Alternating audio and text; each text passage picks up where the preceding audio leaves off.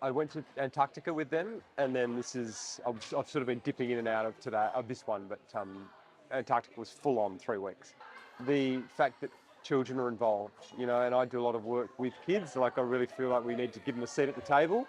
So to have them part of these type of conversations too, so they understand some of these concepts around self-limiting thoughts and how fear overcomes love sometimes when it shouldn't, all those sort of things. I think for them to be in the room for these chats is just as important, arguably more important than some of the more left brain, rational teaching we give them at school. These are the real skills they're going to need for the future. Yeah, I mean, I think you're always, it's what I love, like the curiosity of always learning and meeting new people and networks growing and listening to other people's stories. There's always one or two things that you garner from anyone's story.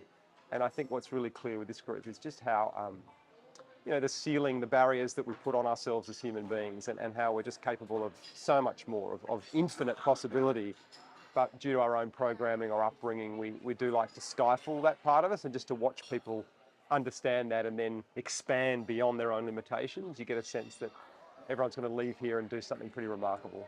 Speaking to kids and just seeing what they're absorbing and even the conversations with some of them of what they're picking up and some of the language, the new language, and their understanding of it at a deeper level beyond the language, I think they're sort of grasping what's going on here in a sense, and that gives me the most hope, to be honest. Like, I think my generation and older, some of us are pretty entrenched in our ways. It takes a bit more nudging to break through those ceilings, but if we can raise our kids with this just sense of constant expansion and openness, and then that builds a pretty different future.